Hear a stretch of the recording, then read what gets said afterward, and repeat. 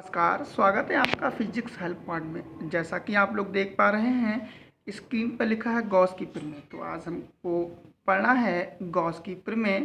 देखते हैं, लिखा है इस प्रमेय के अनुसार कह रहा है किसी बंद पृष्ठ ए से गुजरने वाला वैद्युत फ्लक्स फाई ई उस पृष्ठ द्वारा परिबद्ध कुल आवेश Q का 1/ε0 गुना होता है।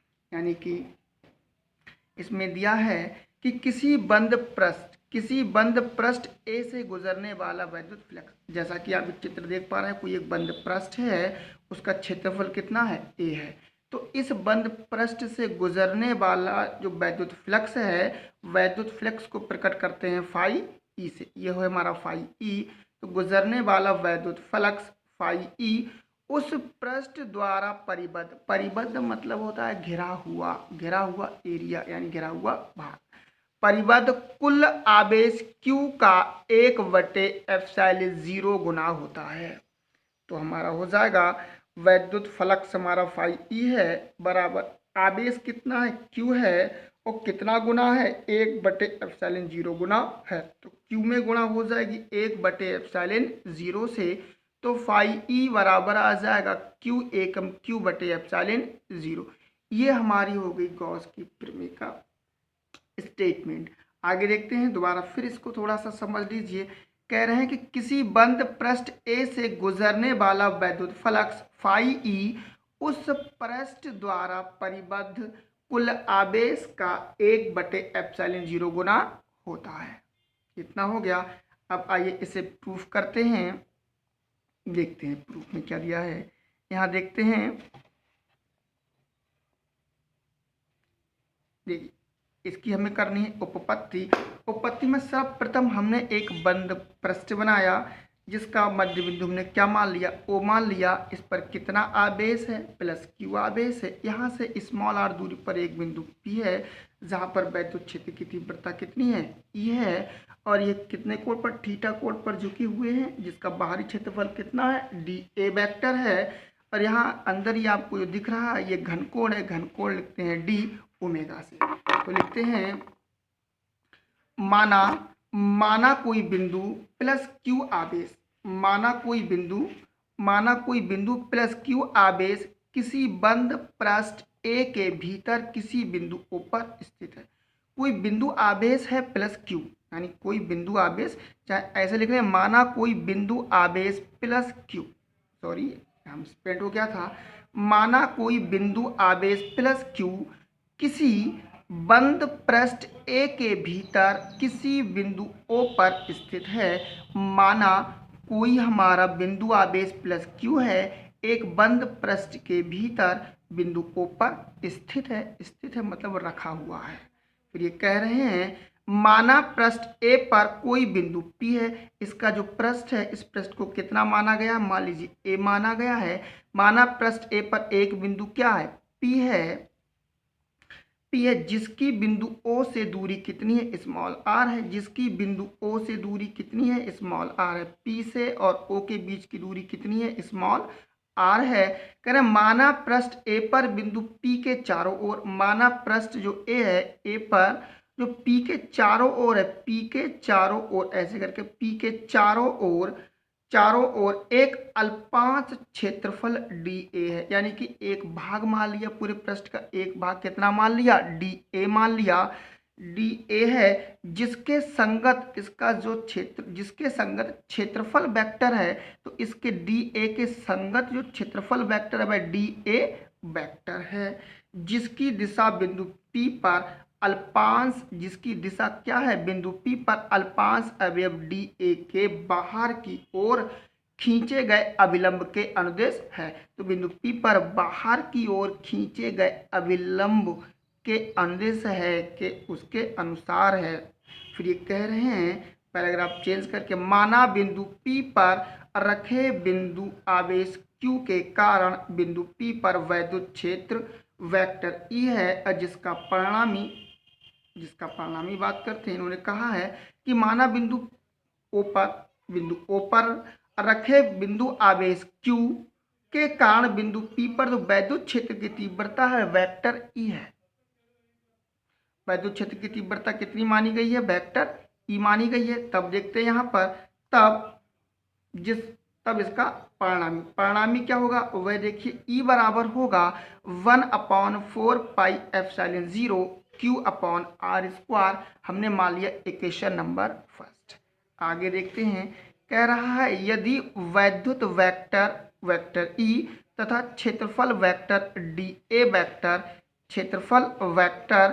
dA वेक्टर के बीच कोण कितना है? थीटा है।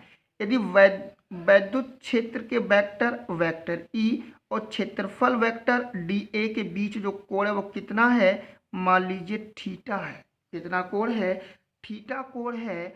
तो अल्पांश क्षेत्रफल dA से, यानी अल्पांश मतलब एक भाग से, अल्पांश क्षेत्रफल dA से गुजरने वाला बाहर की ओर, यानी क्षेत्रफल dA से गुजरने वाला बाहर की ओर दिष्ट वैद्युत फ्लक्स, यानी बाहर की ओर गुजरने वाला वैद्युत फ्लक्स। जब बाहर की ओर गुजरने वाला वैद्युत फ्लक्स है, तब आगे देखते हैं, यहाँ हमें दे दिया गया है, कह रहा है तो बाहर की ओर हमारा डी फाई पूरे का कितना है? फाई ई है। जब एक अल्पांश अवयव से गुजरेगा, छोटे से भाग से गुजरेगा, तो लिखेंगे डी फाई ई बराबर हो जाएगा वेक्टर ई डॉट हो जाएगा डी ए वेक्टर हो जाएगा।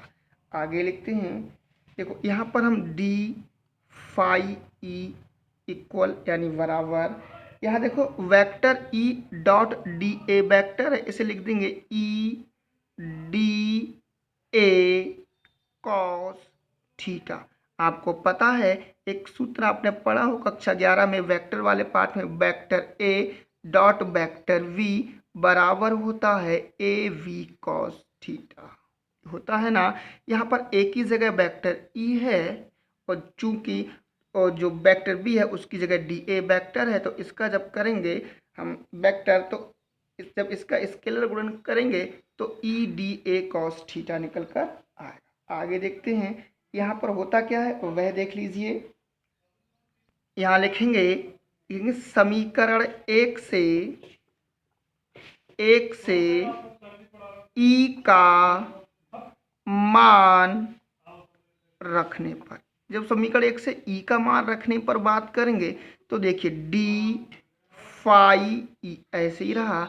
अब ई का मान हमारा समीकरण एक में था जो हम पीछे निकाल चुके हैं, उसको देखेंगे तो ई की जगह कितना था? 1/4πε0 और क्यू अपॉन कितना था? r² था, इनटू में हो जाएगा डी ए कॉस थीटा हो गया। इतना हल करेंगे, पता लग गया हमें समीकरण एक से सिर्फ ई का मान रख दिया। ई का मान था 1/4πε0 Q/r² into D A cos theta, हमारा ऐसे ही रहा।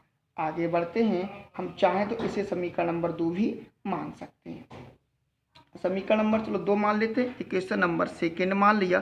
चूंकि करके यहाँ लिख लीजिए, चूंकि करके, या आगे और भी बढ़ा सकते हैं, चूंकि यहाँ पर लिखिए डी फाई ये ऐसी रहा। देखिए यहाँ पर क्यू एकम क्यू हो जाएगा, क्यू कर लिया और बटे में 4πε0 कर लिया into D A cos theta ऐसे ही रहा और इसके बटे में लिख दिया r²। जो गुणा में कोई फर्क पड़ने वाला नहीं है, हमने डी फाई ई ऐसी रहा बराबर क्यू एकम क्यू कर लिया बटे में 4πε0 इसके यहाँ पर इसके बटे में रहने दिया इंटू, देखो डी ए कॉस थीटा हमारा ऐसे ही रहा और इसके बटे में क्या कर लिया? r²। गुणा में इस तरह का कर सकते हैं तो लिख देंगे चूंकि करके, चूंकि डी ए कॉस थीटा बटे में हो गया r²। ये होता है घनकोण डी ओमेगा। क्या होता है? घनकोण का मान होता है, यानी डी ओमेगा का मान होता है। तो इसके बराबर कितना लगा देंगे? डी ओमेगा लगा देंगे। अब यहाँ पर हो जाएगा हमारा डी फाई ई बराबर Q/4πε0 इंटू यहाँ कितना आ जाएगा? डी ओमेगा आ जाएगा। क्यों आ जाएगा? क्योंकि इसके पूरे का मान किसके? घनकोण डी ओमेगा के बराबर होता है। आगे देखते हैं, अब आगे हल करते हैं तो वह क्या होता है, देखिए इतना यहाँ तक हमारा हो गया। तो इसकी D A cos theta upon R square की जगह कितना लग दिया हमने, डी ओमेगा रख दिया।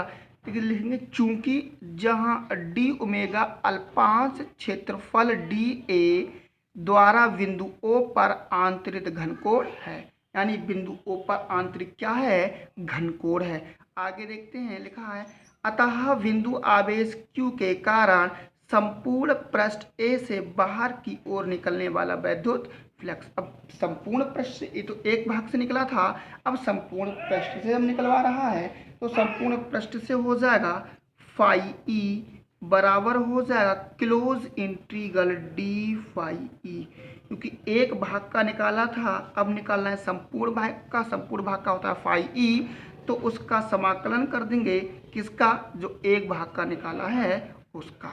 तो डी फाई ई ऐसी रहा, इसका मान लगा देंगे close integral Q upon 4 pi epsilon 0 और डी ओमेगा हो गया। यहाँ देख लेते हैं तो फाई ई बराबर ऐसे ही रहा हमारा Q अपॉन 4 पाई एप्सिलॉन 0 एक कांस्टेंट मान है, इसको बाहर निकाल लेंगे, क्लोज इंटीग्रल डी ओमेगा हमारा बचा, चूंकि करके यहाँ डी ओमेगा हमारा बचा, कह रहे हैं परंतु क्लोज इंटीग्रल डी ओमेगा संपूर्ण बंद पृष्ठ क्षेत्रफल A द्वारा बिंदु O पर आंतरिक कुल घनकोण है। कैसा कोण है, आंतरिक कुल घन कोण। जब कुल घन कोण है तो यहाँ लिख देंगे कि कुल घन कोण होगा, तो चूंकि करके यहाँ लिख दीजिए चूंकि, चाहे यहाँ लिख लीजिए चूंकि क्लोज इंटीग्रल डी ओमेगा बराबर होता है हमारा 4 पाई, कितना होता है 4 पाई होता है। अब यहाँ पर लिख लेंगे, देखो ये वाला हमारा हल हो रहा था, तो फाई ई बराबर हो जाएगा Q अपॉन 4 पाई एप्सिलॉन 0 और क्लोज इंटीग्रल डी ओमेगा बराबर हमारा आ जाएगा कितना, 4 पाई आ जाएगा। 4 पाई से 4 पाई कैंसिल हो जाएगा, फाई ई बराबर हो गया हमारा Q अपॉन एप्सिलॉन 0। देख लेंगे फाई ई, देखो 4 पाई से 4 पाई कैंसिल हो गया, तो फाई ई बराबर हो गया Q अपॉन एप्सिलॉन 0। और यही हमें क्या करना था, सिद्ध करना था, क्योंकि यही हमारी क्या है, गॉस की प्रमेय है।